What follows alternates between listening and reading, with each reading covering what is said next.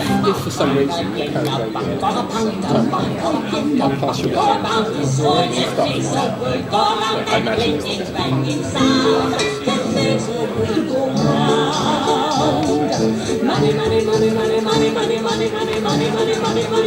you happen to be rich, like a night's entertainment, you can pay for the escapade. If you happen to be rich, all right, we're actually going to start on time. I think it's close enough. Thus fulfilling my prophecy that we would break the age-old saying nothing on the left starts on time.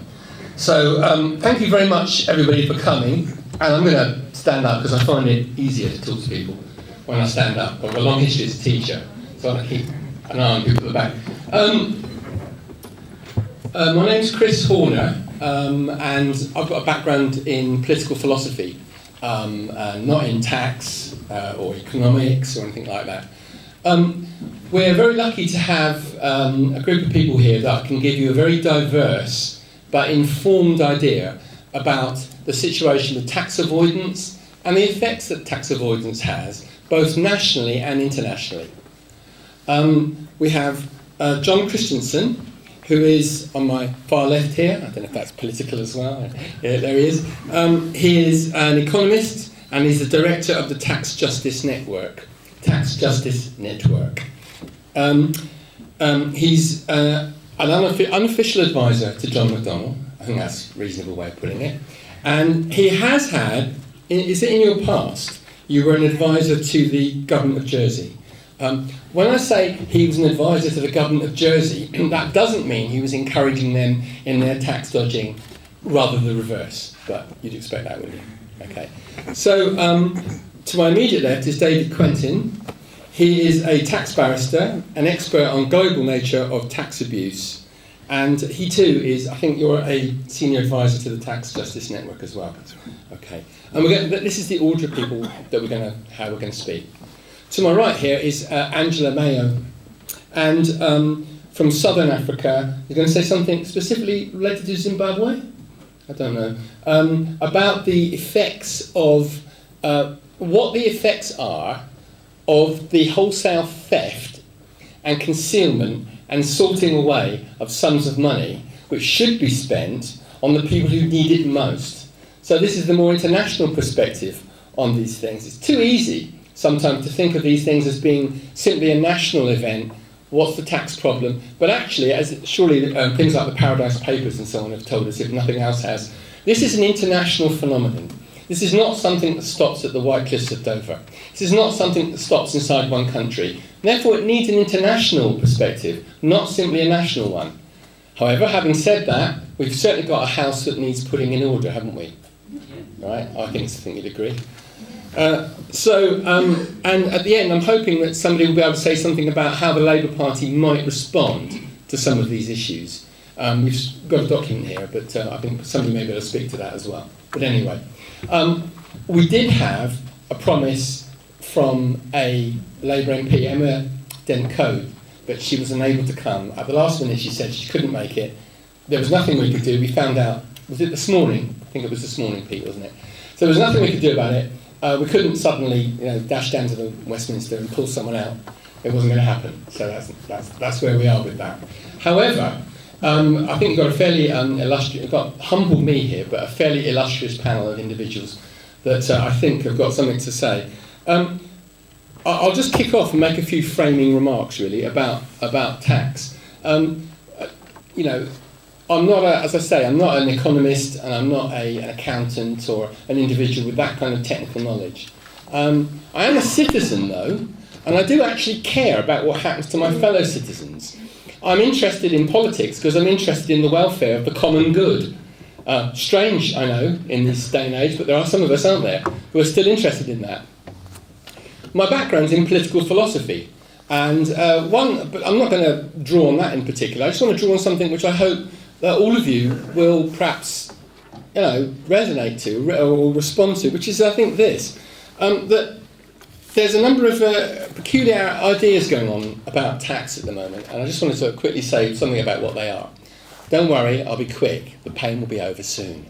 The first thing I want to sort of comment on is this. There seems to be a strange idea going around that taxation is something only for the little people, or that tax is an optional extra that you might get involved in, or indeed that tax, if it has to be paid at all, is a necessary evil, which you're quite legitimately, it's quite legitimate for you to get a clever lawyer to help you pay as little as possible. I think this is a deeply mistaken idea, and I think it's one that we need to challenge as much as possible. Now, what is one saying about this? The idea that tax, the idea that the money that you get, whether you get it through a wage, a salary, or any other route, is uncomplicatedly yours until the tax persons come along and take it, is a deeply misguided one, in my view. I hope that the people who know more about this are going to support me in this. It's a deeply misguided one. It's an idea that even individuals who are committed to the idea of a minute state that doesn't supply you with hospitals and doesn't supply you with schools really are wrong about. Why are they wrong about it? They're wrong about it because as soon as you will property in any form at all, you will things like contracts, you will the ability to enforce those contracts. So the minute you actually have a society with property in it, and of course there are some of us who would like to move beyond that, but never mind, as long as you live in a society that has anything like that, you are already willing tax. Tax isn't something that comes along later. Tax is deeply embedded in the whole notion of being engaged with other people in any kind of property-related relationship. So let's get away from that idea completely. Also, by the way, you get this idea, don't you, that people say things like, well, of course, you've got an ISA. You're trying to limit your exposure to tax as well. This is quite disingenuous. There's a big difference between something that Parliament meant you to be doing to encourage you to save and something that you're doing to kind of get round the rules as easily as you can. This is deeply misguided and, again, needs to be challenged. So even someone that wants a minimal state, that does nothing but, I don't know, sit there and patrol the streets or something, they ought to question this notion of, they ought to be aware of the fact that this notion that tax is an avoidable extra is a mistake. More than a mistake, it's a delusion. Now, we want more than that, though, don't we? We're in a school, right? That school, where did the money come from that? Where does the money come from for the NHS?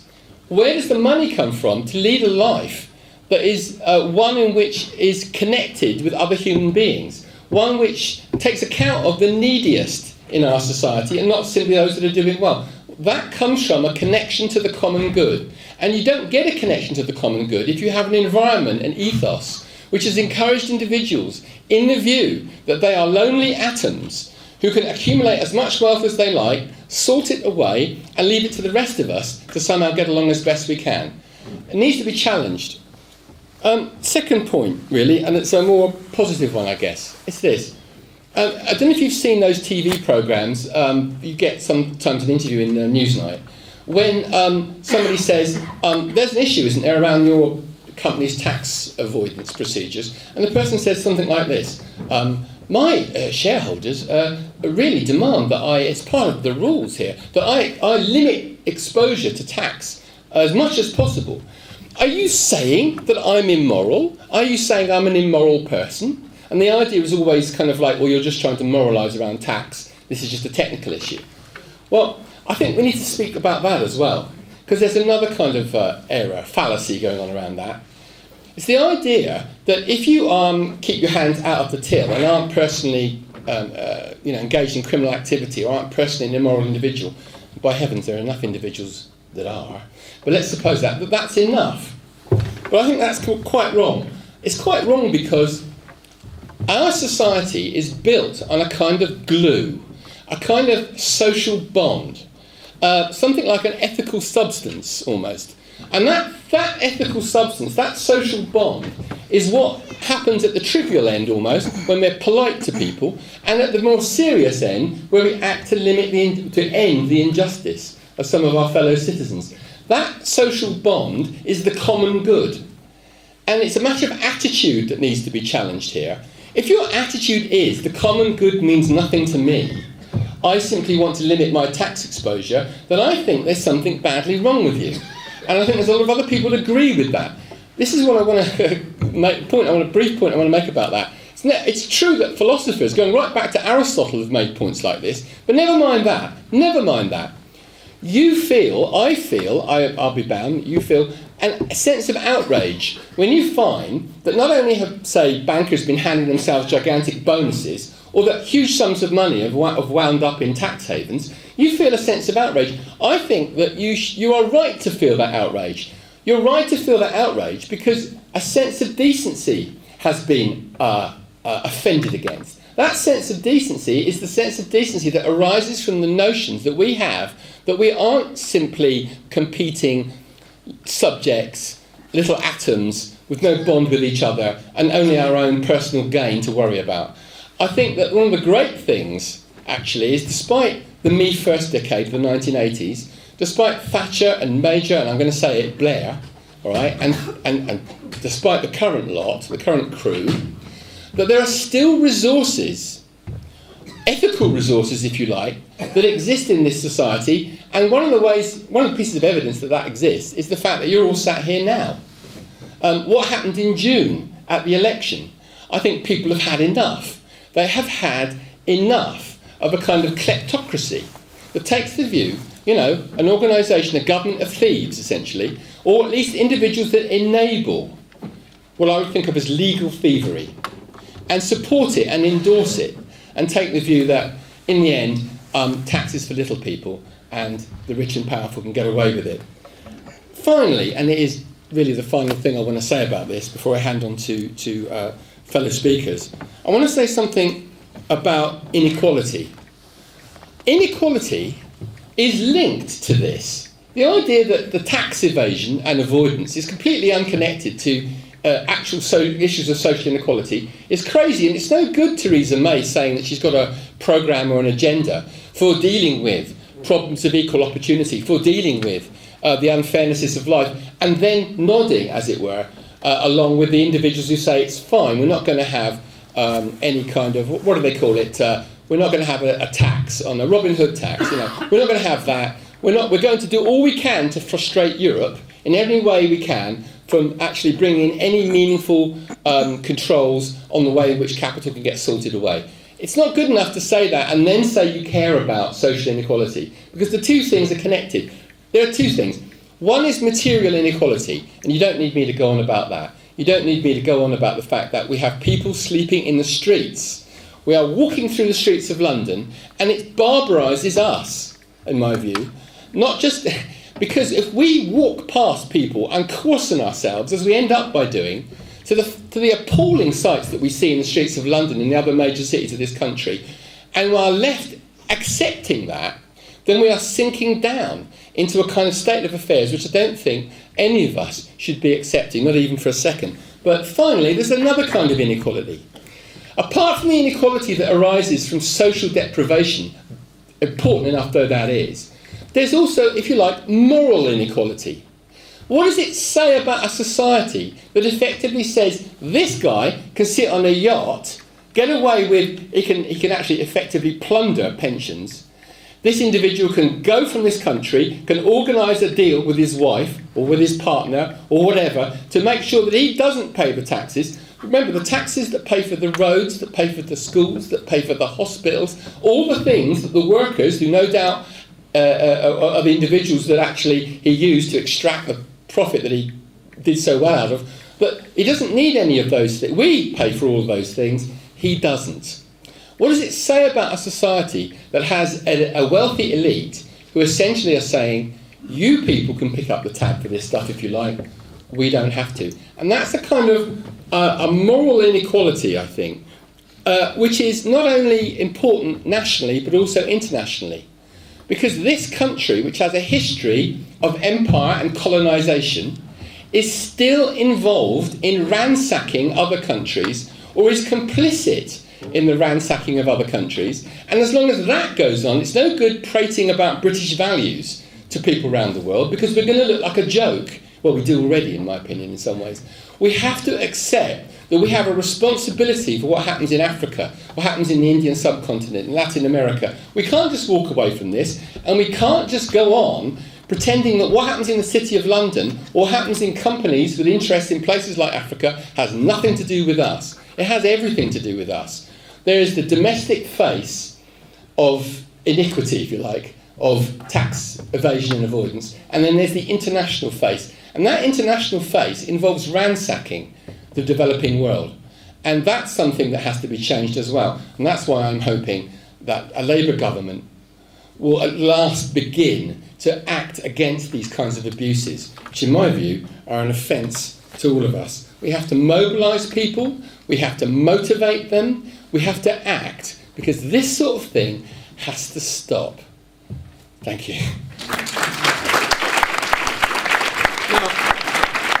I'm now going to pass you to our first real speaker, who is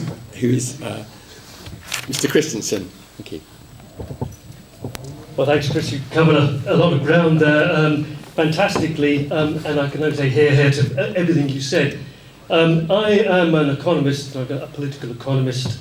As you heard earlier, I've got an unusual career in that I was, for a very long time, economic advisor to the government of Jersey. But I was there in my capacity as an investigating economist, looking at how tax havens fit into the global economy, and I'm going to talk a little bit about that. I want to echo something that Chris just said about Britain's role in this. Britain has a shocking, shoddy, long-term role. It is quite clear that our post-imperial development strategy, that is after 1956 and the collapse of the former empire, consciously or otherwise, UK governments have built Britain's economic strategy around this country operating as a tax haven.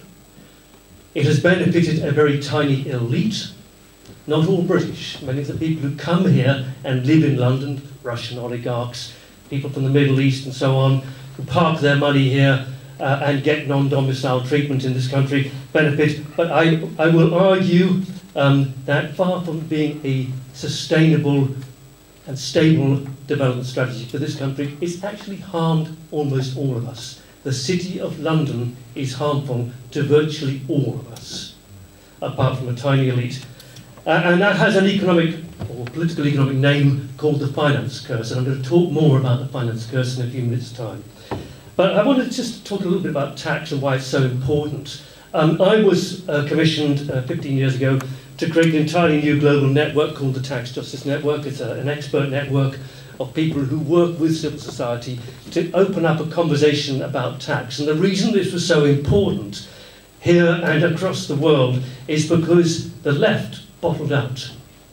Tony Blair, bless him, when he was Prime Minister, and his Chancellor didn't want to have a conversation about tax because they were scared of the phrase tax and spend. Now, forgive me, but what is the role of government other than to tax and to spend? I mean, he kind of missed the point a bit. And he actually made things massively worse for the left as a result of that. Tax is at the heart of the social contract. It's the way that you and me, most of you have never seen me before in your life, you and I have a shared set of values, a shared set of needs, and tax is what helps us to achieve those needs. We want health services, tax. We want education services, tax. Justice services, security services, all of that requires tax in one way or another. We want a stable society, we want to overcome some of the problems that market economies throw up. We need to use the tax system. And the left bottled out of discussing tax for 40 years. I was commissioned to bring tax back into the national and international conversation. And we began that conversation by focusing on tax avoidance. And that's because tax avoidance is absolutely crippling this country. Tax avoidance and evasion, and as far as I'm concerned, there's no difference between the two. They have the same impact in most respects. But it costs this country somewhere in the region of 120 billion a year. Think how many hospitals, how many schools, how many extra police people we have on the road, etc., etc. You could fulfill most of the shopping list of the left if we had that money. Think about all the tax reliefs we give to the big corporations, again running to tens of billions every year. And I'm not alone. The International Monetary Fund agrees with us, and so does the Organisation for Economic Cooperation and Development. These tax reliefs serve no purpose whatsoever apart from to make the owners of capital richer. So let's start talking about that. Now, Chris, you talked about several things, just general ideas around tax. Part of the problem we on the left have had in not wanting to talk about tax is the right has painted tax as a bad thing.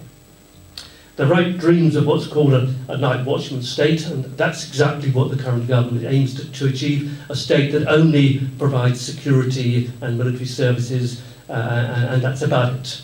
They want to run down absolutely everything else, including pensions and so on, leaving us entirely to struggle within a market system. But we all know that markets are imperfect, and one of the roles of tax is, of course, to overcome market imperfections rather. So let's talk about tax from an economist's point of view in very general terms before we get down to the specifics. First of all, tax plays a key part in raising revenue for governments. Governments can, of course, raise money and issue money, but tax is an important part of raising money and spending money. But more importantly, tax also plays a key part in, or should play a key part in, redistributing wealth and income. We know that in Britain we have remarkable levels of wealth inequality. By the way, the official statistics massively underestimate income inequality and wealth inequality in this country, because the really wealthy people, that what are called ultra and high net wealth individuals, hold their money offshore and have done for years, for decades, and that money is not included in national statistics relating to inequality. So actually we have a massive underestimation of the true level of inequality in this country. Tax plays a key part, or should play a key part, in redistributing that wealth. The truth of the matter, if you look over the last 40 years, we've seen a very, very major shift in the way in which tax is raised in this country. 40 years ago, the implementation of VAT came in at 7.5%, now at 20%. That is a very regressive tax. It impacts every household regardless of whether they are rich or poor, and it impacts the poorest households worst. At the same time, we've seen taxes on capital massively reduced. We have virtually no wealth taxes in this country. Personal income tax rates at the upper end have come down enormously since the 1970s. Corporate income tax rates have come down enormously since the 1970s. Capital gains tax has come down to a historically low level. All of these things mean that the rich get richer, and governments then either have to cut back on public services, or they increase value-added tax and stealth taxes of one kind or another. So the role of redistribution tax as a redistribution agent has massively diminished. Tax also needs to reprice things when markets fail, and that's something that most of us don't recognise day in, day out. We all know that, for example, that tobacco is massively underpriced, because the cost of tobacco, or rather the price of tobacco products, does not reflect the health impacts that we as a society have to pick up. Ditto hydrocarbons, petrol and so on. So in practical terms, tax has a key part to play in repricing market failures. It also has an important part to play in rebalancing the economy. For the last 10 years, since the Great Financial Crisis, it's been quite clear that monetary policy, the use of interest rates, has very limited application when interest rates are down close to zero. And therefore, the government does want to either boost the economy or slow down the economy. It needs to use fiscal mechanisms, by which we mean, amongst other things, tax. And finally, and this is subtle, tax plays a key part in building representation. If you don't believe, if you stand back and look at what generates most column inches in the British newspapers, there are 2 3-letter words ending with X, which generate endless political comment.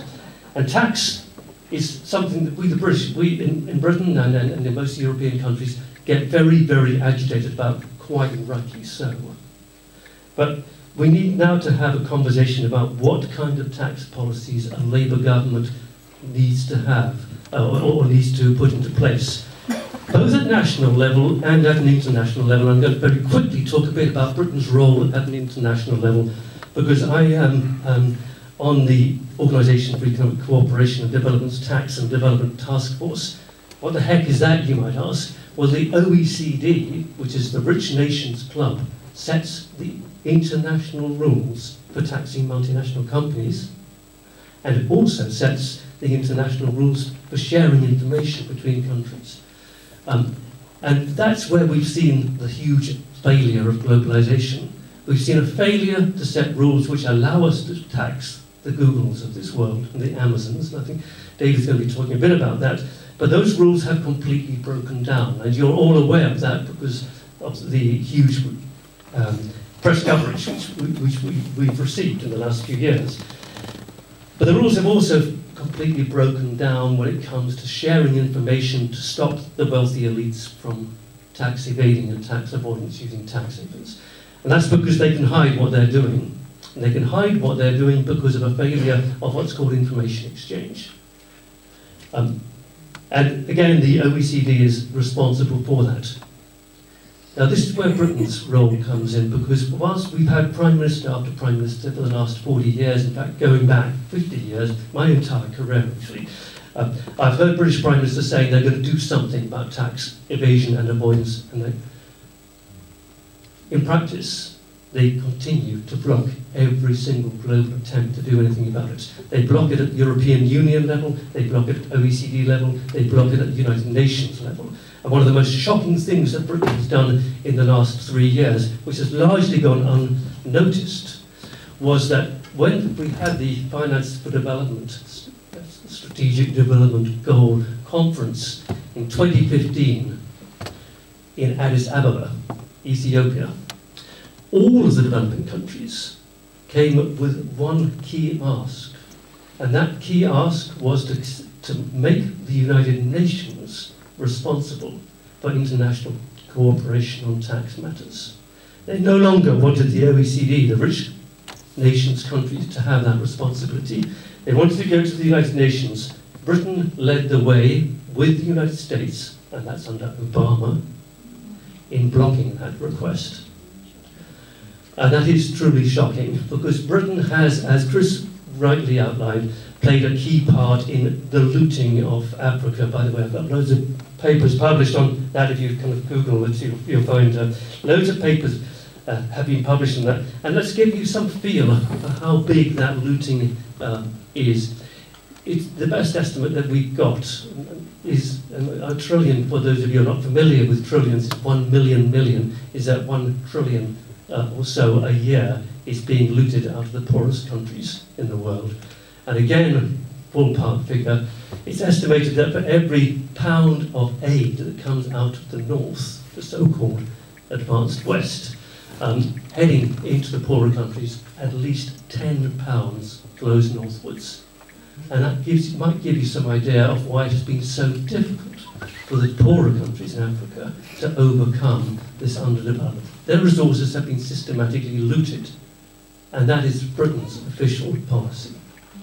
Bear in mind that most of the key tax havens, the small islands through which these looted funds flow, are British.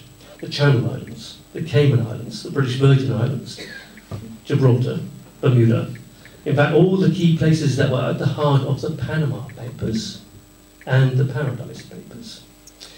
So, and that raises the question, why the hell aren't we better off as a result of this? Why is Britain struggling when we have this fantastic resource called the City of London just to the east of here, which apparently is the most successful financial centre, offshore financial centre in the world? Why are we not massively better off? And the reason why we're not massively better off is that hosting a massive offshore financial centre is actually not good for our economy at all. And there are several reasons for that. I'll go through them very quickly, and I can also guide you towards more literature if you want to go into it. The first thing is a subtle effect.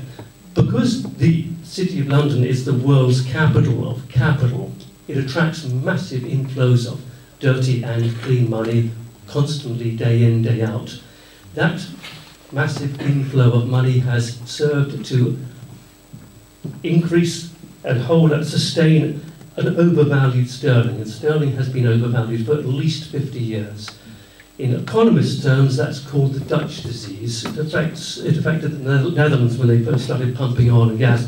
The guilder went through the roof, and their manufacturing sector more or less collapsed overnight. And that's what we've seen in Britain. An overvalued sterling has made it much cheaper to import and much more difficult to export goods. The end result has been a colossal underinvestment in everything that we need to diversify our economy. If you look at the investment patterns spread across the economy, you see an underinvestment in manufacturing, underinvestment in most of the productive sectors. Most of the inflows don't go into this apart from through mergers and acquisitions and owing to real estate and football clubs.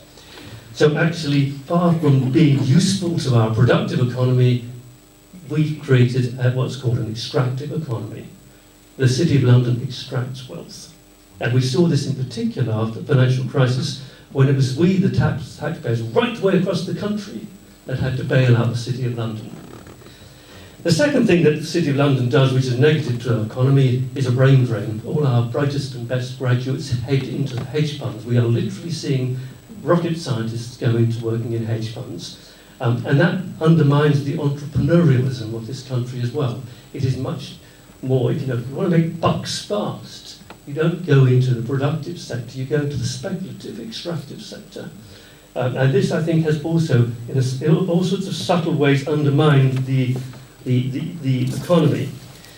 But it gets worse, because alongside that Dutch disease, the crowding out of the other sectors and the brain drain, we're now in a position where successive governments, and again I'm going to blame Tony Blair for this, because you know that he and Gordon Brown came to an accommodation with the City of London. It actually precedes them. They came to an accommodation with the City of London. They wouldn't regulate the City of London, they wouldn't tax it, they would actually deregulate it, and they would reduce the level of supervision to such an extent that the City of London became probably the least regulated financial centre in the world, on the grounds that the City of London would A, pay a lot of tax, and B, lend them the money they wanted through the PFI, the Private Finance Initiative, to go ahead with the kind of capital investment they wanted.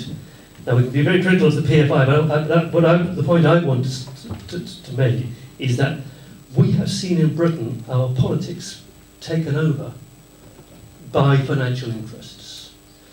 And it happens in all sorts of subtle ways. We see government ministers going through revolving doors, they leave office and they suddenly are Prime Minister, former Prime Minister, a Labour Prime Minister's on the board of JP Morgan, the bank. And several ministers go on to join Ernst & Young, KPMG on their board, etc., etc., etc. So those revolving doors work that way. At the same time, on virtually every occasion I met the Labour tax and economics team through the Blair years and the Gordon Brown period, the people I met on the other side in the Treasury were actually from PricewaterhouseCoopers. They weren't civil servants. And that's another sign of state capture. I think it's particularly marked in Britain, this state capture, this political capture, which also goes through to the newspapers. By and large, right the way through till about 2008, coverage of the City of London was almost uncritical. I'm one of the few people who was publicly critical of it, and I was clobbered as a result.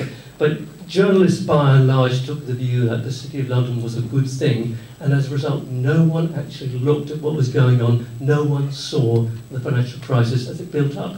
No one at the moment, well, actually not no one, but we're not that far away from that now, because we've got another crisis building up. We've got asset balloons, asset bubbles across virtually every class of the economy, and yet everyone seems to be comfortable about it. So this finance curse has been holding Britain for at least 3 decades now. It certainly gripped Jersey when I was economic advisor to the government of Jersey. My top line the top line task on my job description was to maintain a balanced and diversified economy.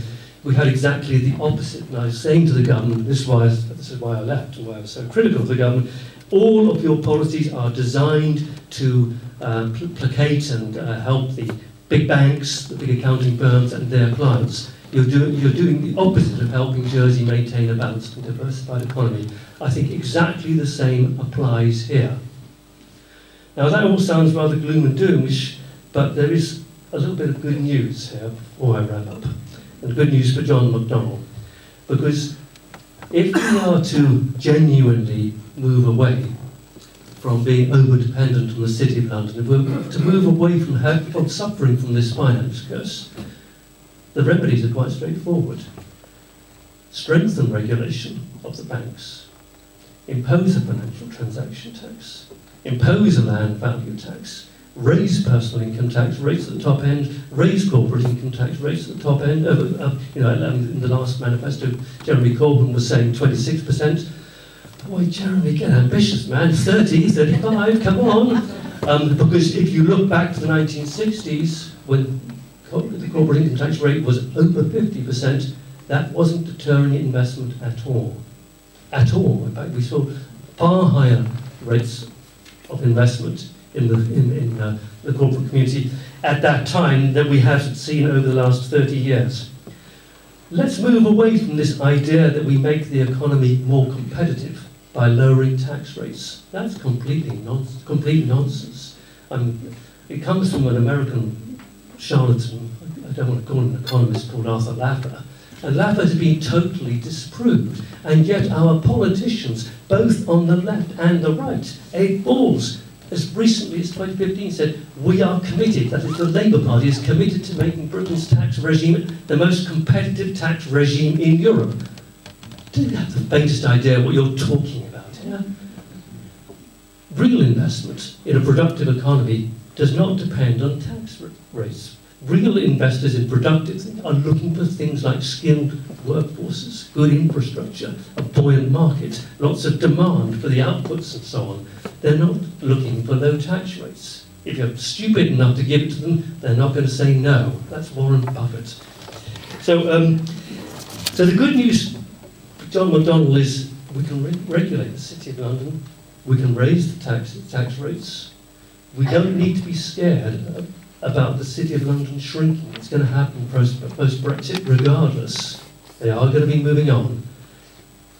Sterling will come down, and we can start the process of creating a more diversified economy. And I'm afraid that has to be state-led. It'll need large amounts of tax revenue to achieve that. And so John will have to persuade the British public that increasing the corporate income tax rate, introducing a financial transaction tax, removing most of the reliefs currently offered to the corporate community, etc., is part of a longer-term development strategy which will help to rebuild the economy that's been decimated by the finance curse over the last 40 years. I'll stop there. I hope I've raised enough issues. And look forward to questions and answers afterwards.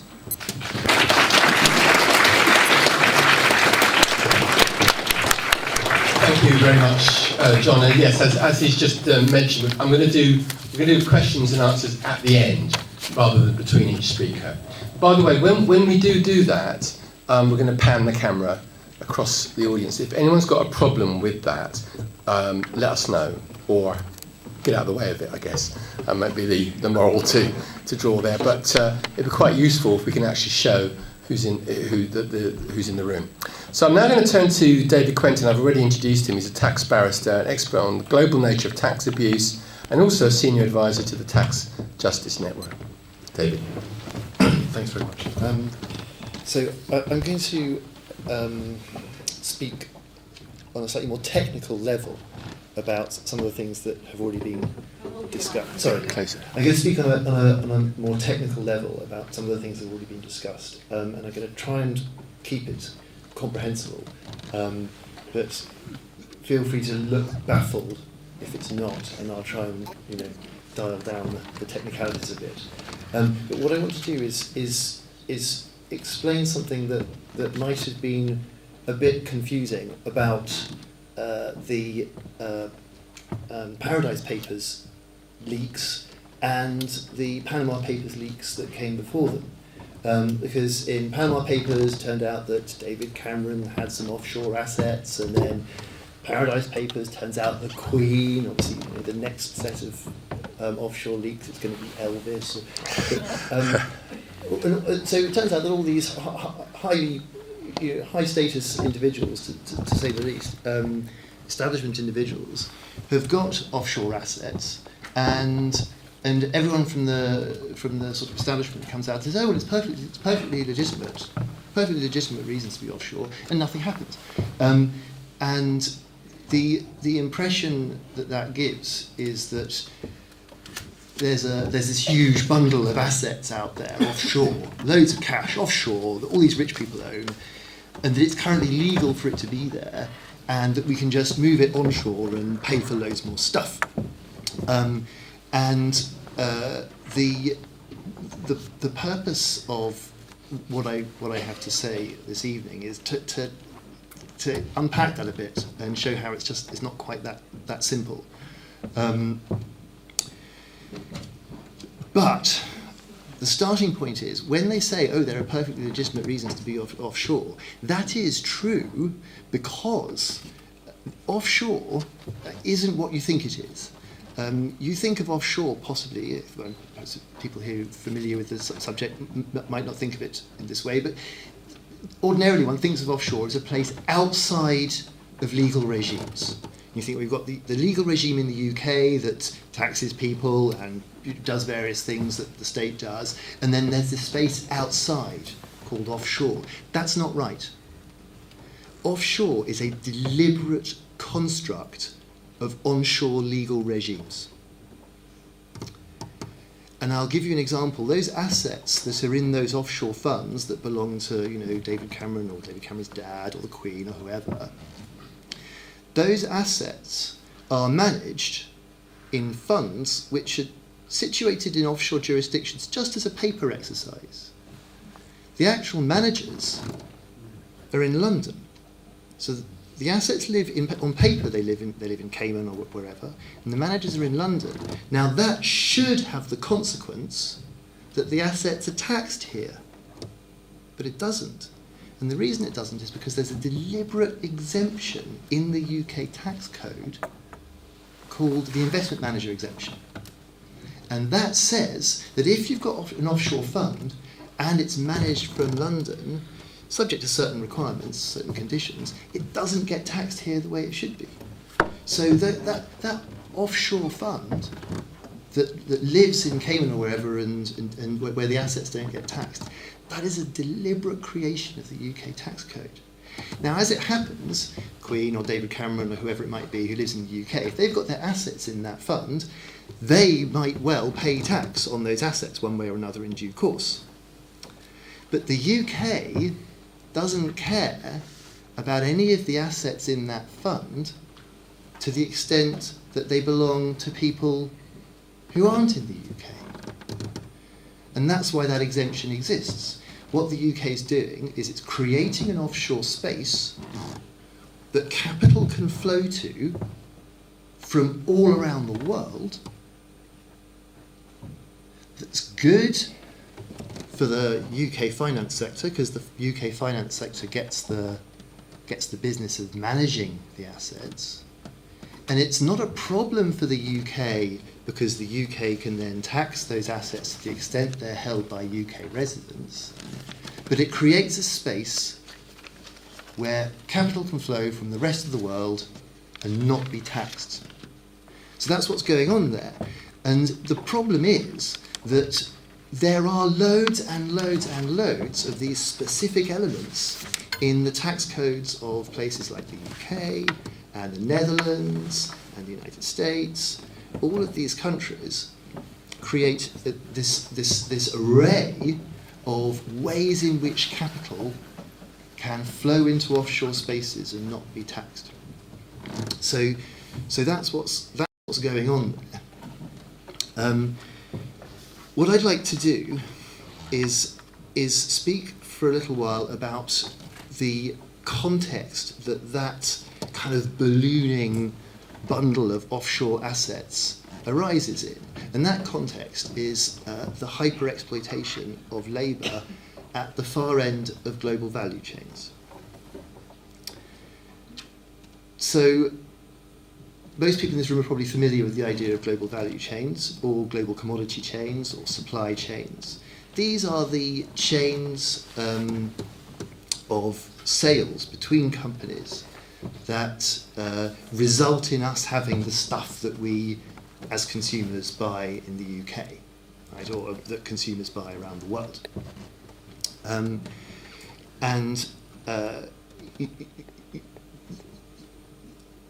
What happens in global value chains is capital that has accumulated in the form of a large firm, a multinational enterprise, is able to sit at, if you like, choke points in the chain. And a classic example of that is the way in which brands make clothing more profitable, right? And that's a classic example that most people are familiar with, that you can own a brand and you can sell clothing under that brand. You don't even have to make the clothes. Yeah? What you do is you go to places where labour is cheap, and you open up competition for suppliers, and so independent companies will compete to supply the clothes, that's fierce competition, and it pushes down their profits in the countries where the cheap labour is, and by the same token, there are large profits in the hands of the lead firm that owns the intellectual property, that owns the brand. So when we look at large accumulations of corporate wealth, like you get in tax havens, particularly where they're tax havens where intellectual property has been parked, the corollary to that is labour exploitation at the other ends of global value chains, and of course that labour exploitation is underpinned by gendered and racialised structural violence of various kinds, and that labour exploitation is underpinned by the desperation of truly desperate people, what Marx would refer to as the industrial reserve army. So where does tax come back into the picture? I've spoken a bit about huge bundles of wealth offshore. I've spoken a bit about exploitation, hyper-exploitation of labour. How does tax fit back into that? Well, where that fits back in, if you think of a country like, for example, Bangladesh, where a lot of clothes are made, wages are forced down in that country by the extraction of value from global value chains in the way that I've described. Profits are forced down in the companies that employ that labour, and so there's nothing to tax there. And that kind of fiscal shortfall it arises from value extraction that takes place in a different jurisdiction. There's no tax nexus for, say, Bangladesh, for example. There's nothing for Bangladesh to latch onto and say, well, we're going to tax that, because it's all in tax havens, being controlled from jurisdictions like the UK. And there's a subtler, but perhaps even more devastating effect of this, and that's going to require, I'm just going to check the time, yes, I do have time to talk about it, and that's going to require me to tell you about a thing called the arm's length principle. Are you still with me? Yeah. Great, okay. So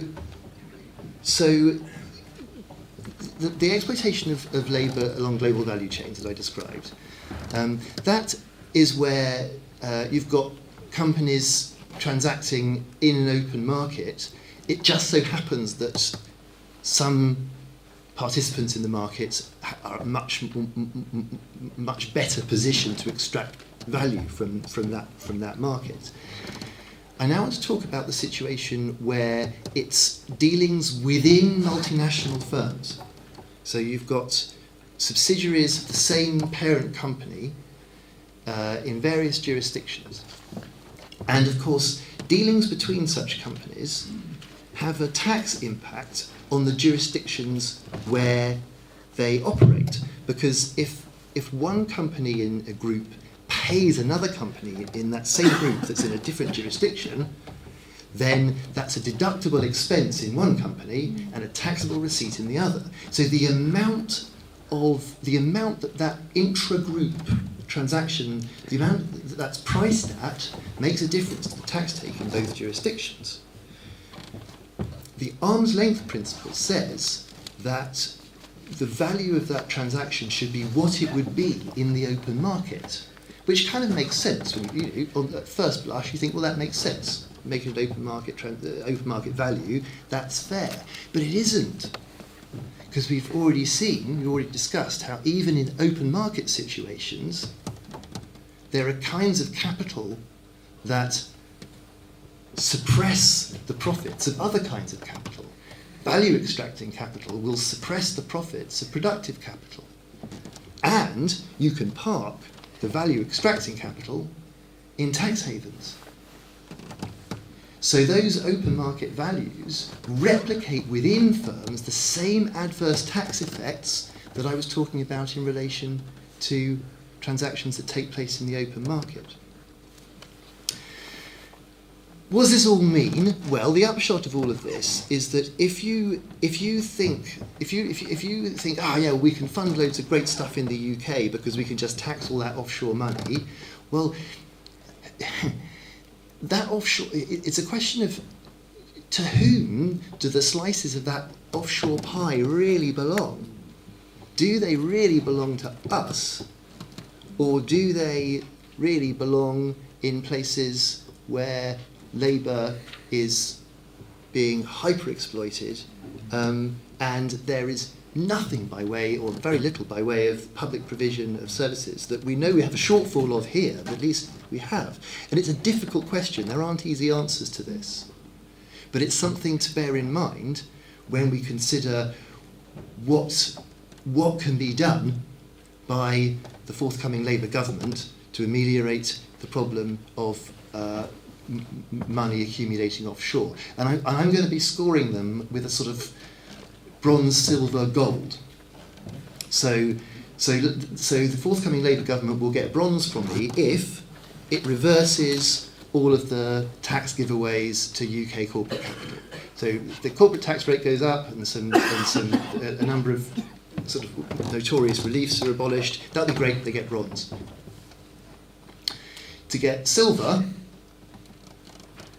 what they need to do is go through the tax code with a fine-tooth comb and abolish all of these little features of the UK tax code that create offshore spaces for capital to flow in from all around the world and sit there untaxed. Like the investment manager exemption that I was talking about, another notorious one, finance company partial exemption, which is I won't go into the details, but if you ever want an illustration of precisely how neo-colonial the UK tax code is, then have a look at the finance company partial exemption. Actually, I write about it. If you Google, I wrote an article. It's on the New Socialist website called 77 Nation Army.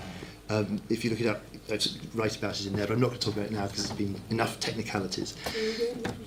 What was that? Give the reference again. So it's on a.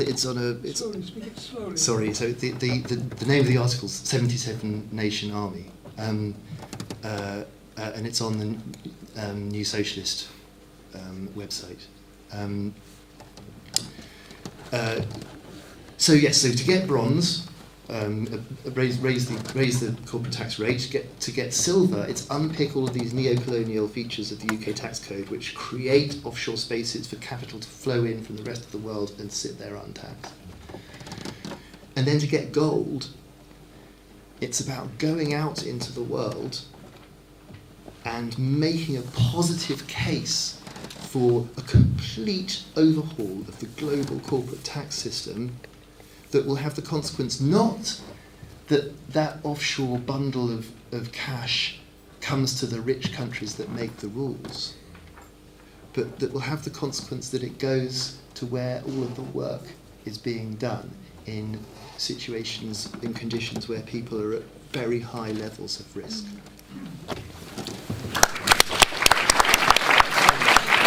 Thank you very much for that. One sort of thought that occurred to me is at that point was this, that when a Bangladeshi worker dies in a sweatshop that has collapsed because there's no interest in health and safety, the truth of that death, in a sense, lies in Primark or in Oxford Street. Yeah. And then the other way, it's a dialectic, the other way around too, the truth of Oxford Street lies in all of those people who are working on that level of super exploitation. And that's something which is invisible to the average consumer, which we need to try to get over, I think. Yeah. Thank you for that. It's very, very helpful. And, really continuing the theme here of the human consequences of this kind of ransacking, I'm now going to turn to Angela Moyo. She is going to say something, I think, about Zimbabwe and about the her first-hand knowledge of the effects of tax theft in developing countries. Thank you so much for having me this evening. My name is Angela Moyo, and I come from the southern part of Africa, Zimbabwe.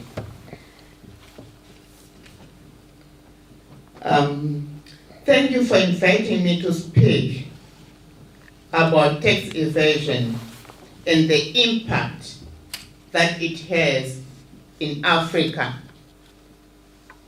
I am a member of All African Women Group, a self-help group of women asylum seekers. Many of us fled from our countries because of the dictatorship and also the economic devastation in our countries.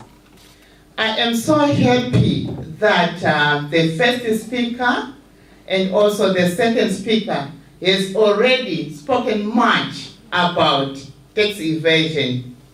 And that also is affecting Africa so much. And actually, most of the African countries have been affected by the tax evasion. And I'm just going to illustrate how the British companies have benefited from the minerals that it has actually taken from Africa. British companies control over about 1 trillion of African most precious minerals like diamonds, iron, and copper. Most of these companies don't pay tax on their profit.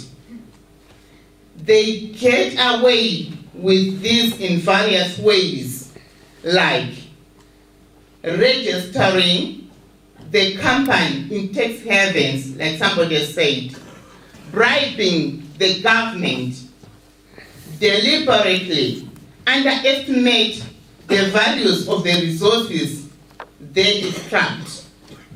So there are so many companies, approximately about 100 companies listed on the stock exchange have mineral operations in Africa. At least 25% of these registered in tax haven like the British Virgin Islands and Jersey. And there are so many, but we don't focus much on what they have done. There's also another way that they've exploited the African economy, basing on the human beings. We talk about the tax evasion and the money that they've taken, but also through Scramble for Africa and through slavery trade. The most important thing that they have actually taken away from Africa is the people, the human resources themselves. Yeah. Because if we think about money and whatever, yes, it's important that they are taking those resources like the money, the mineral resources, but the most important thing, like I said, is the people, the human beings that they have actually taken away from Africa, making use of them, and yet they have never invested in their education. Most of us, like us, most of the people that came over, most of them, they are professionals. They are nurses, they are teachers, they are doctors. But what are they doing in other countries, not actually promoting their own countries? It is because of that, the impact that tax evasion has actually caused, the impact of extracting mineral elements from those countries that is making the African countries so poor and affecting their own lives. So really, we should really think about it, how we can actually return those resources back into their countries, and they can be used to develop their own countries. So it's another way that labor should actually think about, of ways of how to make sure that all those human resources are returned to their countries. Like I'm also going to speak about my own experience as I was still in Zimbabwe. I was actually teaching, and I have witnessed how people have suffered through poverty in Zimbabwe. I was just teaching in a very poor, remote area, whereby people could come to school without eating, without no food at all. Then they would spend the whole day at school, having nothing to eat, and not even packed lunch. And some could, because it was what we call a day school, whereby people could travel from their homes to go and to school. It wasn't a boarding school. So when they come, I could witness children tired, children exhausted, people could not concentrate. And we ended up, most of us as teachers, we ended up providing food to some of the pupils who were so hungry, and were getting very little money, for about $200 a month, which wasn't even enough to feed myself. But because of what was happening, we could make sure that we sacrifice to help those ones so that they can get their education. And why was this happening? It was because of that poverty, which is intrigued by tax evasion, which is intrigued by the British companies, which are extracting minerals from Africa and also making use of their own uses. So really and also nowadays, like in Zimbabwe was the breadwinner of Africa.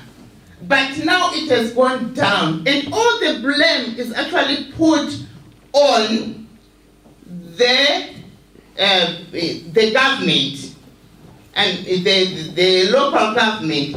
But I don't believe that that blame has to be put on that local government at all.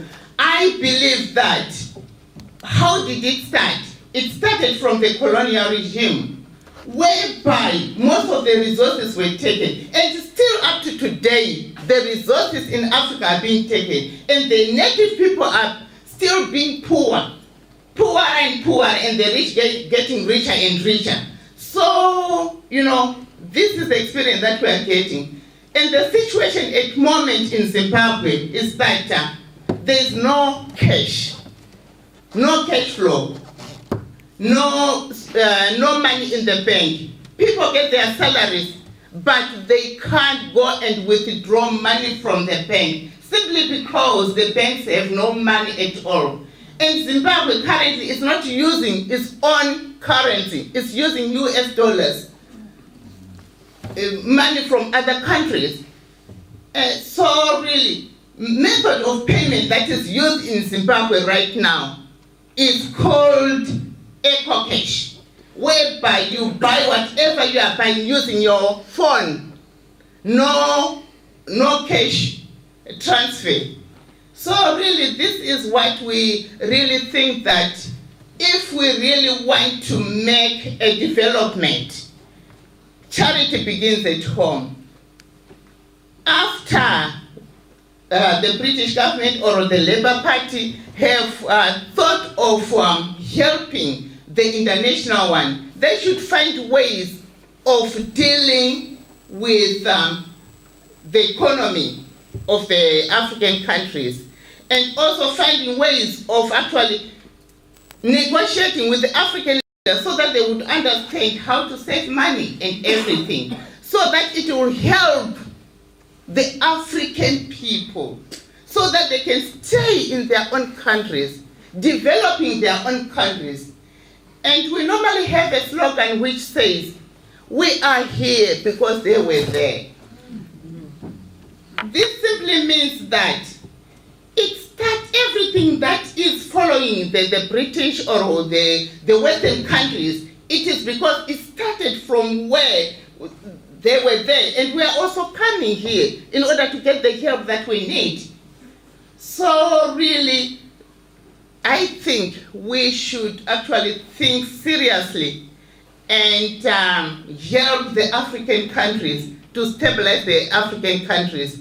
And also the money that they are giving as aid to African countries, they give very little revenue to say that they are going to give aid to Africa. But most of the money that they give, they take the greatest percentage. And I've got some figures here which shows that from the revenue that they bring,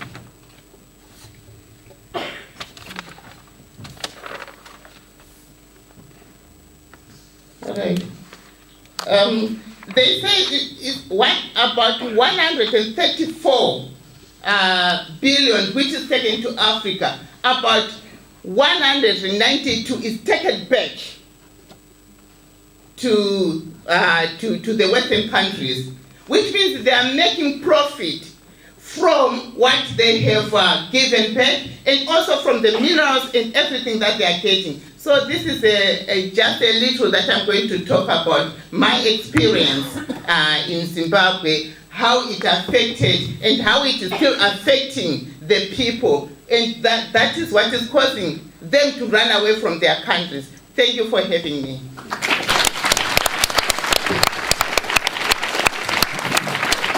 Thank you very much. That incredibly eloquent thing. I think it's too easy to forget what the human consequences are, isn't it, of what goes on. And it's really, really important to be reminded that this has real world consequences for people internationally and not just in Britain. I think one of the questions, before we move to, as we will soon, before we move to questions and answers, I think, one of the issues would be perhaps, what will the Labour Party do?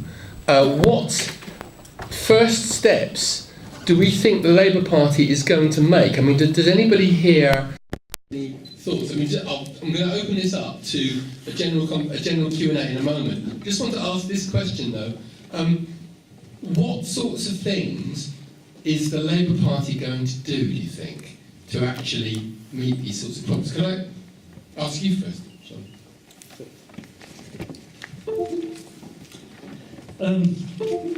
I think the Labour Party is very committed to tackling the international side. I mentioned earlier on the failure, and I think it's been a long history of failure of Britain to adapt the international rules or help with the international rules to make it easier to tax multinationals and to tackle tax evasion.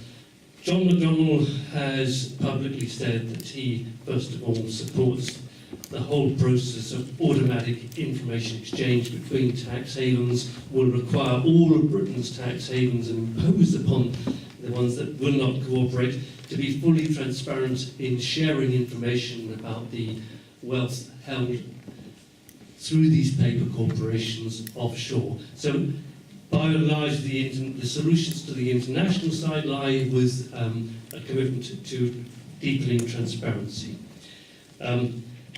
David Cameron, as Prime Minister, talked about and committed Britain to having a public registry of who owns the companies in this country.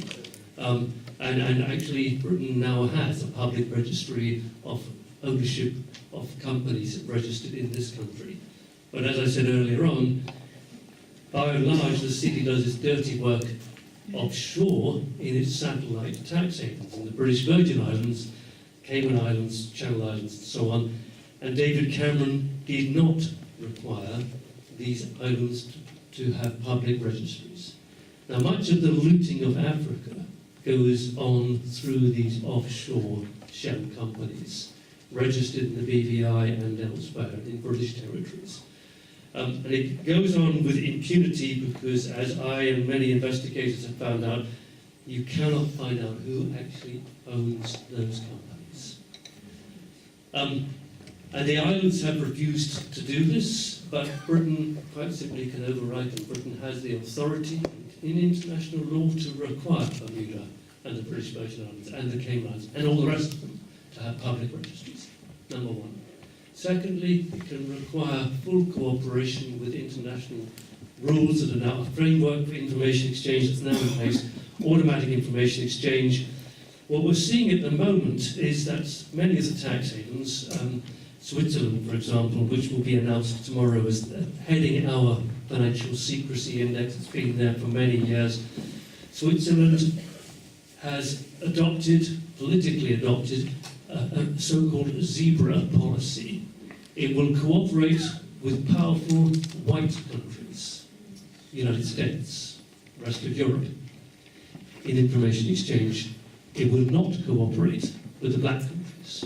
In other words, Sub-Saharan Africa, Latin America, and so on. It's a complete disgrace. And the international framework of rules still allows this to happen, and there seems to be a pattern of British tax havens doing the same. I know that John McDonnell will require them to have full multilateral automatic information exchange. It will require, it's committed to it in the Labour Party commitment to tackling tax avoidance, full country-by-country reporting. I won't go into the technicalities there, but this requires all multinational companies to report on the activities of every subsidiary in every jurisdiction. In other words, if they're parking profits in tax havens and pretending that they're generating no profits whatsoever in Sub-Saharan Africa or Bangladesh or wherever, the new accounting rules will make these accounting scams transparent, and it then becomes easier to investigate them. And that brings me to what I think is one of Britain's key weaknesses here. That at a domestic level, we all know that HM Revenue and Customs, our tax authority, has been massively depleted. They have moved from having 120,000 staff to something of the order of 55,000 at the moment, moving down to about 45 by 2020. They just don't have the staff to do the job. And to make matters worse, the type of people you need at the top level to tax multinational companies are highly experienced, highly trained people.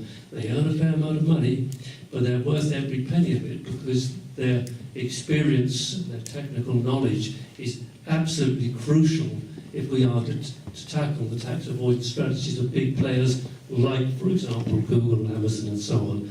And I think that this degrading of HM revenue and customs, which to his shame, Gordon Brown was very instrumental in starting, but Cameron and David Gauke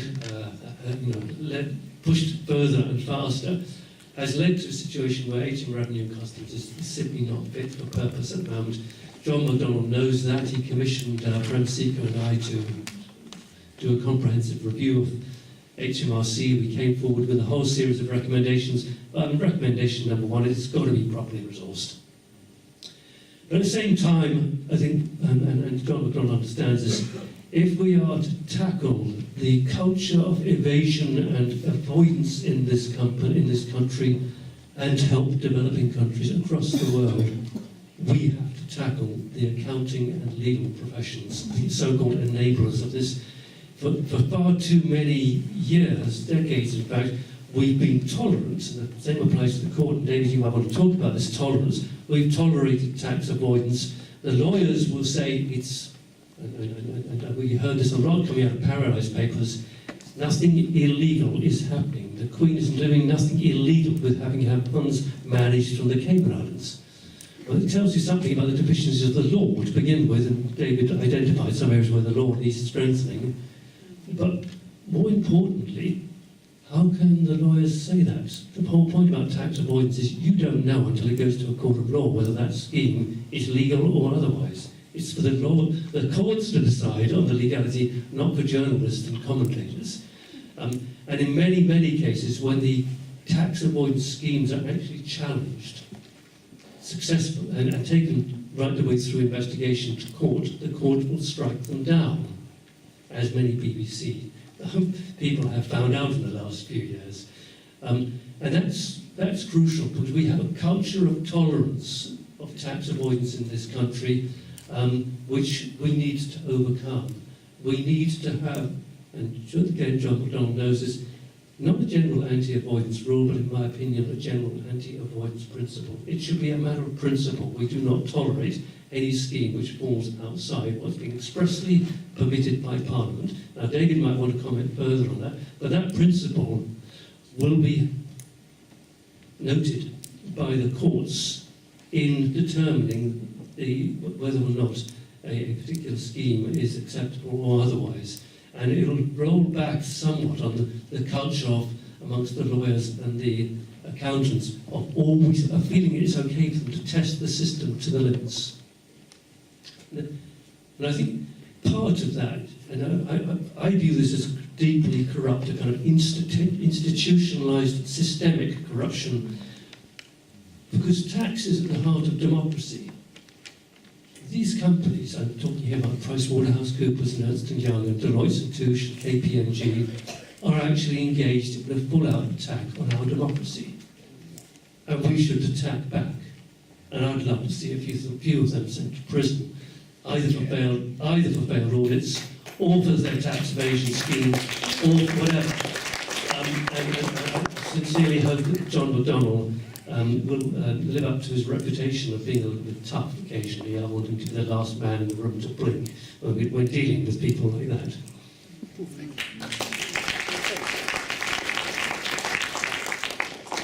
What I'm going to do now is move to questions. I think that's you've heard a lot from us. I think you need to have the opportunity.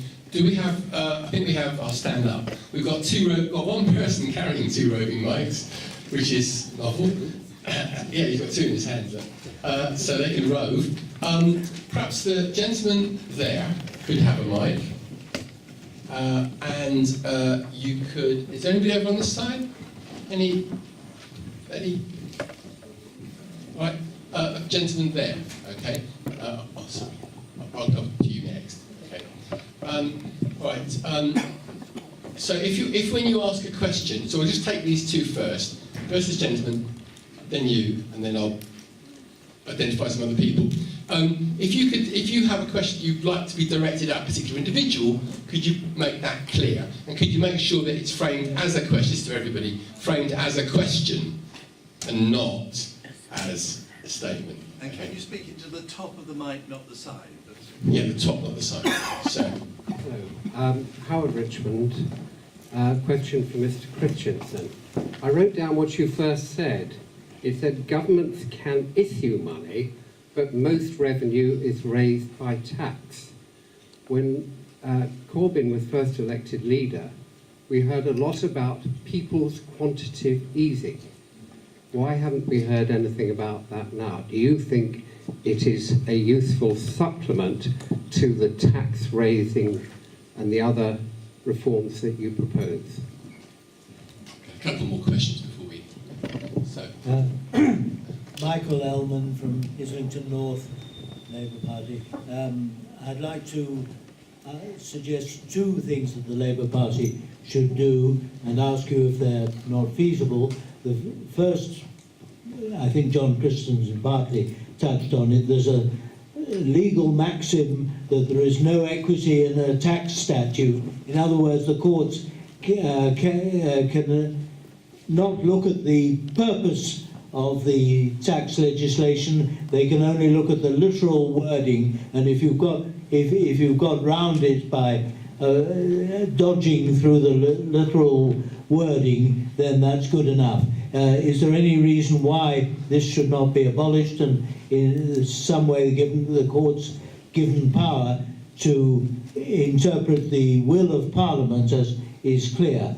The second is that many of these tax havens are, of course, British in the sense that they belong to the Queen in one way or another. The UK government has the job of advising the Queen, and is there any reason why the UK government should not advise her that these jurisdictions should all be brought into line in requiring disclosure of the true ownership, etc., etc.? Thank you. We've got one more question, then we'll do some answers. Okay? Another one here, please. Okay. I just wanted to thank you for the talk on tax evasion, because it's really, I think it's helped me and other people to see tax in a very new way. And I was really glad that Angela talked about the way that the fact that the services are being cut, it's often put onto immigrant people and asylum seekers, but in fact, that it's like a very conscious plan of shifting money away, not only from African people, but also from people here. So I think it's been really incredibly helpful. And I just wanted to say one quick point about the collusion. I was glad you raised that as well. And one of the people involved is like Baroness Amos, who was a minister for the Labour government during the time when Labour was, the government was invading Sierra Leone. And she resigned and right after became the director of a platinum company which controls all the rutile in Sierra Leone. So, and she's just one of many. And I think one of the problems is that often women or people of color or labor people are held up as icons and put on platforms, but they're the very ones colluding with the theft. And I think we really have to call it out on that kind of corruption. It's very hard, but we have to do it because we can't let those people sit there and pocket money. And the last thing I wanted to say is President Nyerere tried to do something different after independence. He encouraged farmers to get together, work collectively. Everybody who worked would eat and have resources. And unfortunately, that was undermined by politicians who were outraged because what Nyerere said, they had an Arusha declaration, and it was against corruption. It was against ministers. He said, you shouldn't be owning loads of property. You shouldn't have 2 cars. You're supposed to be a servant to the people. And some of the politicians were infuriated by that, and they sabotaged the socialist villages. But there's a book, which I'll show you afterwards, called Ujaman. And I think we really need it now while we're trying to rebuild the Labour Party and really transform society. I think we can look at people like Nyerere, and there's a lot to learn. Thank you. Thank you. So let's, we've got, I think, 2 questions and 2 questions and a kind of statement, really. John, could you perhaps respond to some of what we've heard? Right, three questions. I'm going to leave the issue of the no equity in the tax statute and purposive statements to David, because I've got my own view, and I think we're totally aligned on that. First of all, people's quantitative easing. Look, if you dig into modern monetary theory, and I'm told we're not supposed to go too far down that line today. Yes, governments can issue as much money as they want in some respects, but after all, money comes from the government. It's the state that issues it. We need to move away from this era of the last few decades where the banks play the predominant role in issuing credit and issuing money into the economy. They're simply not responsible enough to do that. But I still think that tax will remain a major component of any fiscal policy, including revenue raising. We need to move to a very different tax regime, a regime where we, for example, reverse most of the, let's just talk at the meta level. What we've seen in the last 50 years is the detaxing of capital and a shifting of the tax charge onto labour and consumers, which explains, as Chris did right at the very beginning, why tax has been so instrumental in making this country so much more unequal than it was. So we do need to use the tax regime, first of all, to kind of, within a marketplace, reduce the cost of labour in respect of capital. Capital has become massively untaxed. And the other thing is that land, natural resources, are almost untaxed in this country as well. We should be looking at a land value tax as a substitute for business rates, which is progressive and particularly harmful to small companies. A land value tax would be an excellent tax to introduce into this country sooner the better. So I think it's not a case of either or. I don't think that QE is a substitute for a more progressive tax regime, or vice versa. I think that the Corbyn-led government would be able to do both. And I certainly think that any future QE programme would need to move away from using the banks as the principal instruments for receiving the QE. We need to have a much more sophisticated way of getting that into demand within the domestic local economy. And I think part of that might involve having regional and a national investment bank, because by and large our banking system, the capitalist banking system, is detached from the UK economy. It's far too interested in offshore stuff. And the other question I wanted to address was this issue of the Queen and her role. A few years ago, we published our Financial Secrecy Index. In 2013, I wrote a very respectful letter to the Queen and said, Madam, actually, you are the head of state of some of the most toxic tax havens in the world. Would you please speak to your Prime Minister when you have tea with him and ask him to pay more attention to... The answer to your question is the UK government is empowered to intervene. It can intervene tomorrow in the Channel Islands and all the ground dependencies in all the overseas territories. Anyone who wants to look at the constitutional arrangement can look at the 1973 Brandon report and the 2014 supplement to the UK Constitutional Review, which concluded that the UK is absolutely empowered to intervene and to extend its laws to all of its overseas territories. Do it tomorrow. Don't even bother to consult with them, just do it. With gunboats, you have the power. David.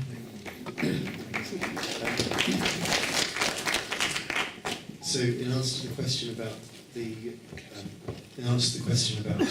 whether we could move away from that principle of there being no equity about the interpretation of the tax statute, I have good news for you. That principle has been eroded, and the process of eroding that principle began in the 80s, and it's been batted backwards and forwards by appellate courts ever since. But the current position is that the courts do take into account the purpose of the legislation when they interpret it. And in addition, the purpose of the legislation will be relevant to any application of the general anti-abuse rule that we also have. Having said all of that, it's not good enough and it's not strong enough, and so I endorse everything that John said about the need for a much stronger general anti-avoidance principle. Do you have to comment on anything in question? Okay, we'll move now to another 3 questions. I'll try and be as fair as I reasonably can. So I know I'm going to disappoint somebody. So well, we'll say 1 there, okay, and 1 this lady here, and then after that, this gentleman here. Okay, so it's 1, 2, 3. Is that okay? This gentleman here at the end. Yeah. In a moment. Okay, well, we'll start off though. Lady at the back. Hi everybody, I'm Helen Bond and I'm on the stock board for Camden. One of the things I'd really like to ask the panel is it strikes me that the big 4 firms, KPMG, PwC, EY and Deloitte, they are complete kind of the, what's the right word? They basically do everything. They've got massive legal entities. They supply management services, accountancy and auditing. And it strikes me that it's just a revolving door around all the kind of companies that they audit, particularly in the FTSE. And with what's just happened with Carillion, should we be suggesting to put in the next manifesto that can't happen? You cannot be the audit, you can't be, like, it's a bit like the police investigating themselves when they're called in to audit. So I just wonder if there's something about breaking up those kind of monopolies. Would there be something? Thank you so much for the discussion and the members present. My question is about the effect of the impact of this taxing the few. Like, I mean, many people being exempted from taxes. To my knowledge, it has created a lot of imbalances, as we can see. Very many people are poor, for example, in Africa, and very few are getting richer and richer. Very big imbalances. And yet, at a higher level, when it comes to decision making, even say at UN level, discussing maybe trade terms, you find that even many people are not involved. So how is the Labour Party going to ensure that these people who are very poor and unrepresented are represented also at that level, so that they are able to participate in decisions which affect them? Because I'm sure nobody will make for you decisions which will favor you when he or she is not experiencing what is going on. And then the other last part of it, I'm asking, is there a way to compensate for the losses created? Because I'm sure, as you saw, the theft and whatever created a lot of gaps in most developing countries. Is there a way to compensate for the losses which has already been created, so that we start from an equal kind of ground? Thank you. My name is Donald Beskin. I'm from the Hampstead Board of the Labour Party. Member. The speakers mentioned that effectively large organisations and financial houses in the city are not regulated and not taxed, and there are shortages of staff to look into them. Would you like to consider that perhaps one way of solving this is to pay rewards to whistleblowers and members of the public, employees, customers, interested parties, creditors, who are aware of Press the button. No.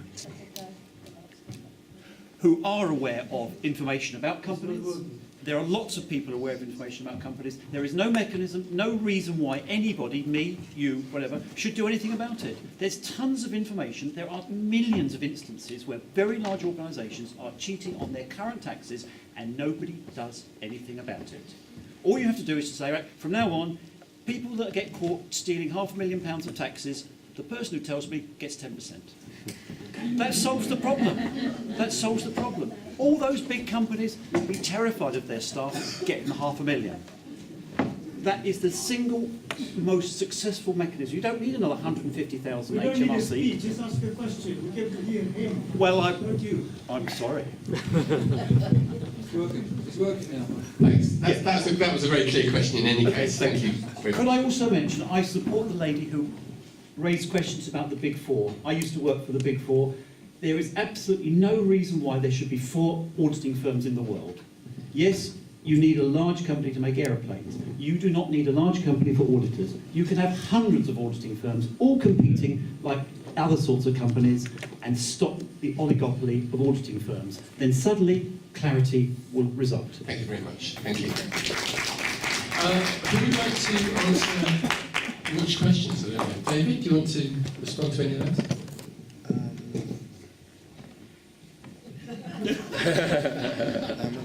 All right, if I just basically put you in it. I'm trying to think if any of those questions particularly were questions that I'm well positioned to. Okay, well, I'll move to John as you meditate on that. Okay, confession time. I've also worked with one of the Big Four. I've worked with someone called for the toilet and douche, Deloitte douche, in their offshore operations, but that was just part of the investigation. I mean, I absolutely agree that there are multiple conflicts of interest in a company like KPMG, which, amongst other things, advises governments on policies, takes on massive contracts with PFI suppliers, provides audits to them, and at the same time gives them tax and other consulting advices. They are multiply conflicted, they are constantly failing. What can we do about it? Because I slightly disagree with one point you made, which is when you are operating a gigantic multinational company, there is some benefit to having an audit company which can do a seamless global audit. But I'm not convinced that that is necessary. What is necessary is to break them up entirely. We need to have, the current problem is, and you can discuss this in Brussels or in Washington, there are not enough big audit companies. There's no competition at all. They're running an oligopoly. I totally agree with that point. We must separate them from, I would like to see absolutely no PwC, KPMG, whatever involvement in Treasury or in HMRC. I was scandalised by the extent to which Ed Balls and Gordon Brown used PwC and KPMG to actually shape tax policy in this country. No Labour government should ever do that again. So let's get rid of all those. But also let's stop more generally, stop procuring government procurement to these companies. If we need to have, and the one way of doing this, of course, is that some of my colleagues think that we do need to have nationalised audit companies, and there is probably a case for that. Because even from a kind of a purely capitalist, free market point of view, it's clear that auditors are failing shareholders left, right and centre, and have been doing comprehensively far too long. It's systemic, it's not the occasional bad apple. So I think, I'm very, very sympathetic to your case, totally agree.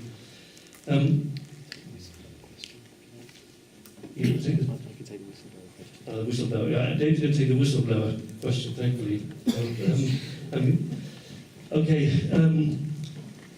Impact of taxing the rich. What will the Labour Party do about helping other countries? I think it's absolutely crucial now that we have a new global body, ideally under the United Nations, not under the OECD, because the OECD is the organisation of rich countries. And frankly, the OECD has demonstrated comprehensively that it is imperialistic in its thinking. Even its most recent exercises under pressure from us in civil society has led to just a continuation of the same inoperable systems which benefit multinational companies and the rich countries from which they come. So we need to have a new global institution, not for taxing, but for creating a framework of rules within which countries can effectively regain sovereignty over the right to tax capital. And that's become massively important because Donald Trump's tax reforms, which were agreed last month, are undoubtedly going to benefit the United States. They will undoubtedly receive greater tax revenues in the longer run, but at the expense of other countries. And we're headed now, I fear, for a period of tax wars in which some countries, possibly European Union countries, will be able to resist the US. I'm afraid most other countries will not. I mean, China, they will. But most other countries, particularly poorer countries in sub-Saharan Africa, which lack the revenue authorities, they are going to lose out as a result of Trump's reforms. So on that whistleblower percentage idea, I mean, it's a fun idea, but I could foresee problems with it, largely because the revenue, well, let's take this in two stages. Abusive tax behaviour exists on a kind of continuum, ranging from fairly low risk tax avoidance to highly abusive, aggressive tax avoidance through to tax evasion.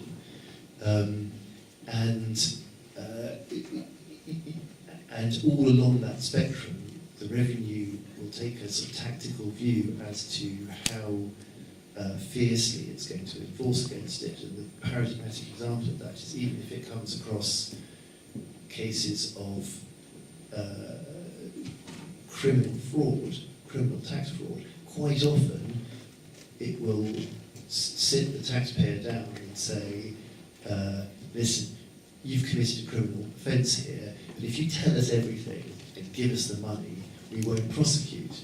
So, and that's a perfectly reasonable sort of tactic to take in certain circumstances in order to maximise the revenue that they raise. But what that means is that for a whistleblower, they're going to have to take a punt. If they're going to aim for that cut, they're going to have to take a punt on their professional position based on an unknowable, which is the enforcement tack that the revenue is going to take. So if they're looking at a case of kind of medium to aggressive avoidance, they could report it. The revenue might look at it and think, well, tactically we don't want to go after that one because of such and such a tactical internal reason, and then the whistleblower finds themselves in a slightly uncomfortable position, I think. So I suspect that they might weigh up the risks and not go for it.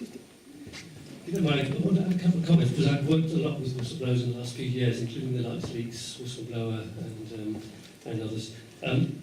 Antoine Deltour, who leaks a lot of information, a massive amount of information from PricewaterhouseCoopers in Luxembourg, said, I am not doing this for money, I do not want money, I am doing this as a matter of principle.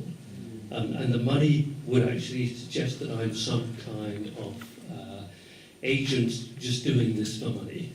He resolutely refused it. And I think that is important, because most of the whistleblowers I know have spoken to have said that they don't want money, they're doing it for other reasons, and they don't want to be accused of being some kind of money-seeking agent.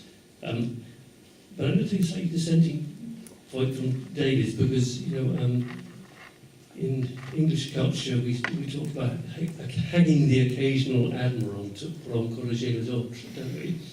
And I think that HMRC needs to regain a slightly more aggressive position, and the courts need to regain a slightly more aggressive position. I am scandalised by the fact that HSBC leak, which goes back quite a few years, not a single criminal who was uncovered by that leak has gone to prison for, in most cases, multiple years of criminal tax evasion. And the reason I'm most scandalised about that is because young people who stole a bottle of water during some riots were sent to prison.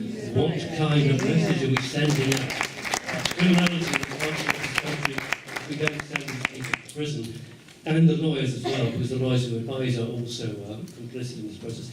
That would massively and radically change the culture amongst the advisory community. Yes, just to clarify that, that doesn't constitute dissent from my position. I think the revenue should be tougher on all of these people. It's just that the whistleblower who's hoping for his or her cut could necessarily rely on the revenue being tough. So it might not be quite be so attractive as. It's funny, isn't it? HMRC never offered me a deal. Can't imagine why that is. Okay, so we'll do 3 more. Okay, I'm trying to be as fair as I possibly can. So I'm going to ask Harriet. One there with Harriet. Robert was before me, but you go. Sorry. Work that one out. And one with this lady here, and there's a lady right over in the corner there as well. Right in the corner there. Yes, you. Yeah, okay. So that's those 3, and we'll do it in that order. 1, 2, 3. Okay? So, over to you first. Remember the microphone. Okay. Is that on? No. Speak to the phone. Like that? Sorry, that's the red one. Sorry. Oh, right. Okay. Try it now. Try it now. Okay. Is that all right? No, still, that's right. To the side. Anyway, I want to thank you, first of all. It was a terrific panel, and I really appreciate more than anything the international context, because it's something that we don't often come across. And in that context, I want to thank you in particular, Angela. That was a very moving presentation, and it's something that we simply don't think about enough. But I'll come to the chase. So that's what I just want to say. Thank you very much indeed.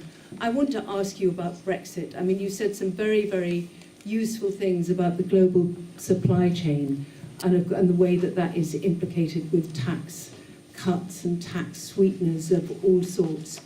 Brexit, we know that, trade and all of that kind of stuff is on everybody's minds.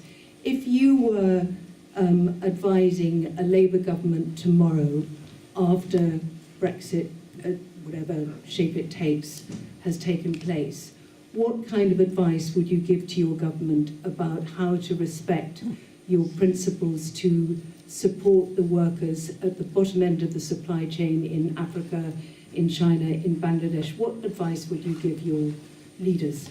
That's my question. Who's next?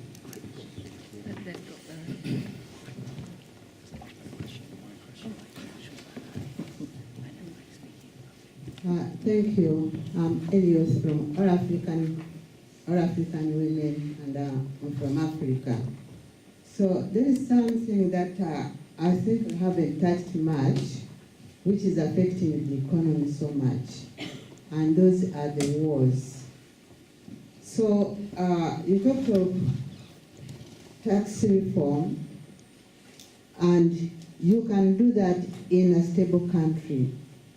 Because when I look at Africa, now people are not, they are on run every day. They can't produce. And another thing, they are pouring into the developed countries because they are fearing they are not safe in their countries. And why they are not safe is because the developed countries are the ones that are serving the weapons to those underdeveloped countries, and they are making them underdeveloped more and more and more. And there is no you can do tax reform in such countries. So now we find the people now, the developed countries are complaining, their economy is falling because of the people who are coming in, but they are not addressing the source of the people fleeing into the countries. And when you look at it, they are the authors of the wars by producing the weapons, by selling the weapons. So now my question is, what is Labour planning to stop those wars, so that, because that's when we can start doing the tax reform, when the countries are stable. Thank you. Thank you.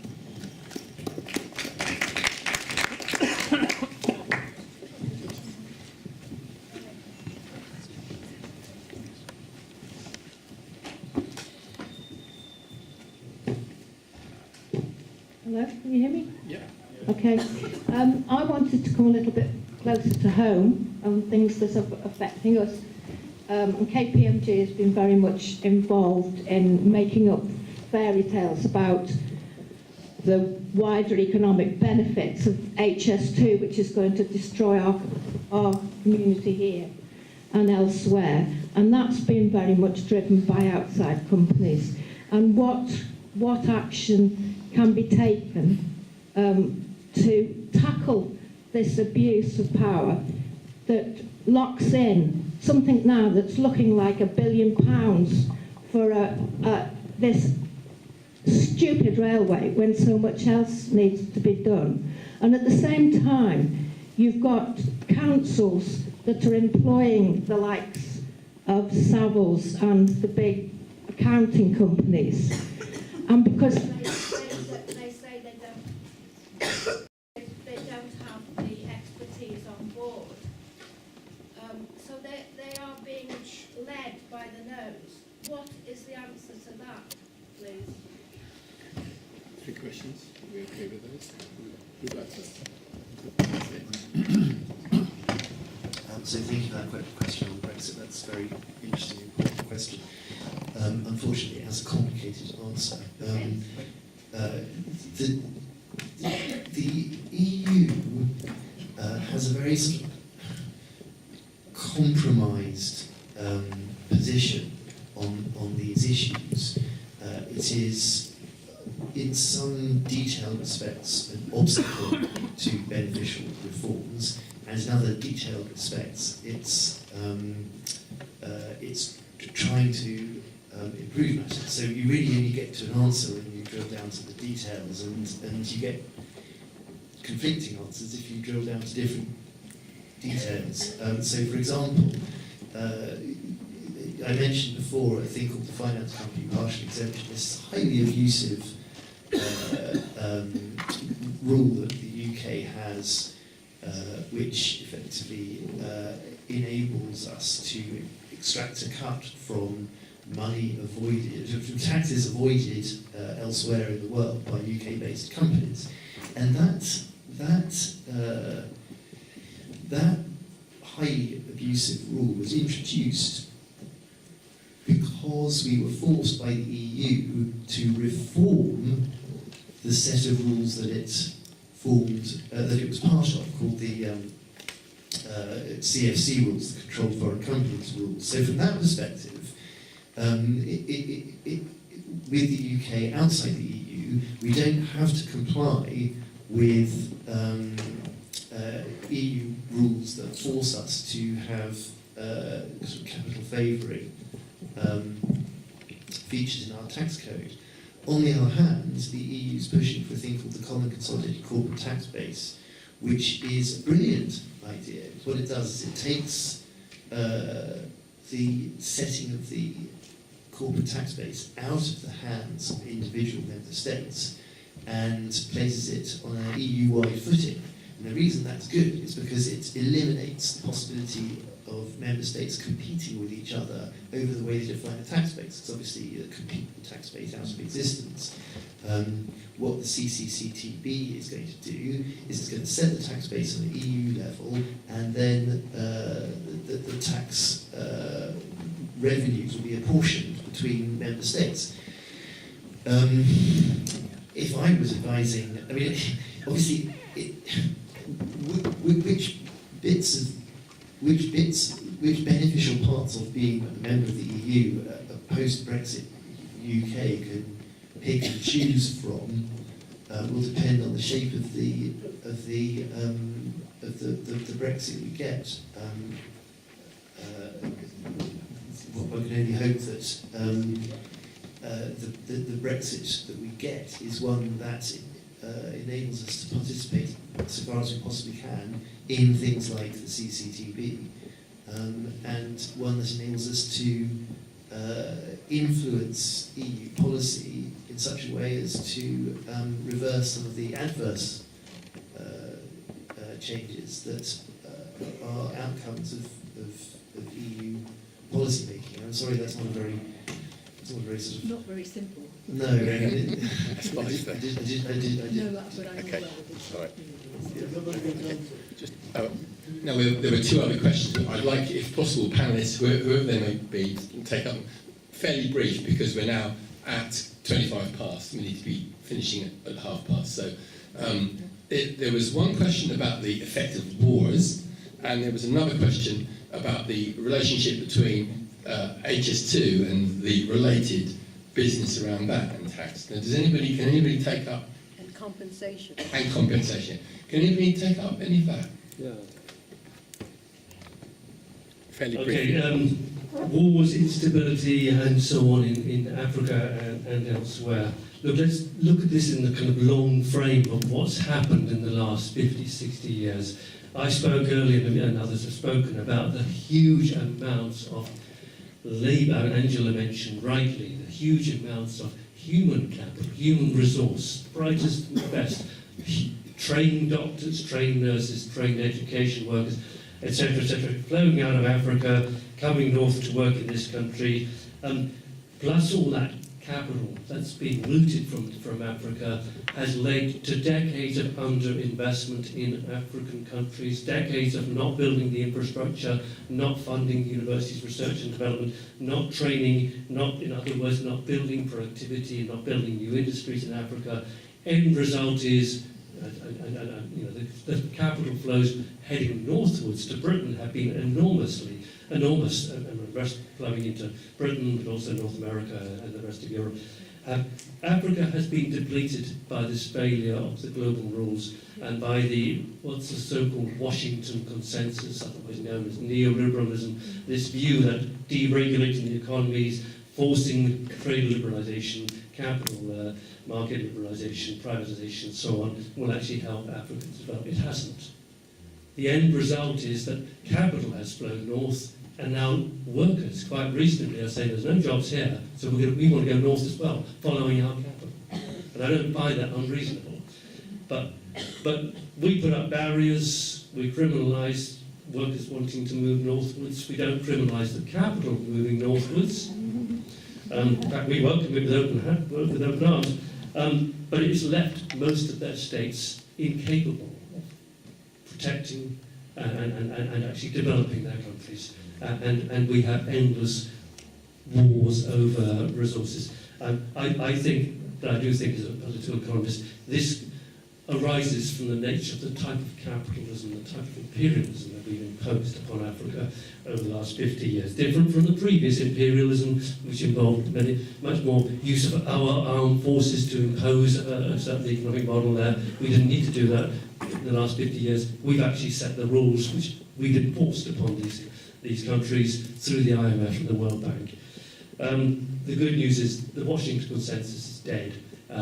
We are now in the height of a crisis, and the crisis is affecting all countries. It's impacting on democracy in this country as much as anywhere else, and we've no idea what's going to come next. So it's a whiteboard situation. As for HS2, I don't live in this area. I live further out in the Chiltern Hills, and HS2 is a big issue there. I'm a member of in fact, I'm an economic advisor to the Chiltern Society, and when we looked at the economic case that was made for the HS2, and of course, as always, the Treasury says everything depends, everything turns around the economic case. The economic case was put forward was totally fraudulent, almost ridiculous. And if we seriously wanted to have some kind of Keynesian boost to the economy, spending that money on local train, on electrification, for example, but also maintaining and upgrading existing railway lines would do much, much more to boost our economy. The whole thing is a nonsense. Shame on KPMG, shame on the Treasury, shame on the politicians who proposed it. Okay, I'm going to wrap it up there because it's been a long day. I can't take any more questions at this point because we're going to need to be out of here soon. Can I just remind you that we have the Momentum sign-ups over there if you're interested. We'll be taking donations, please. This room costs money, so if you could put something in the bucket when you leave, we would be so grateful. Just finally, I'd like to invite you to thank our excellent panellists in the usual way.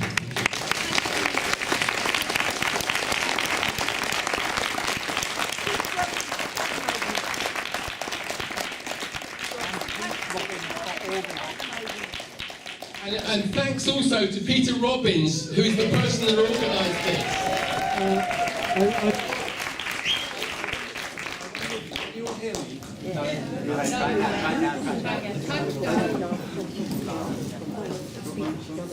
Send it out.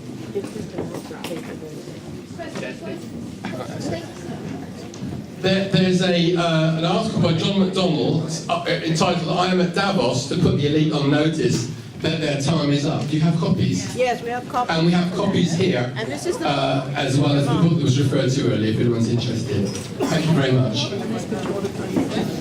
Could I just say a quick word that the purpose of this evening is to get you all angry. There are 150 people sleeping rough tonight in our borough, and there are billionaires in the same borough.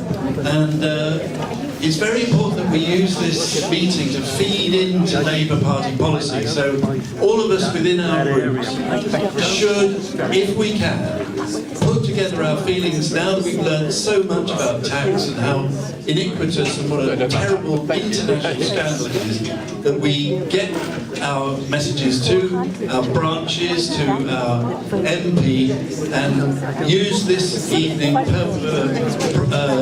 productively to get something done. Okay?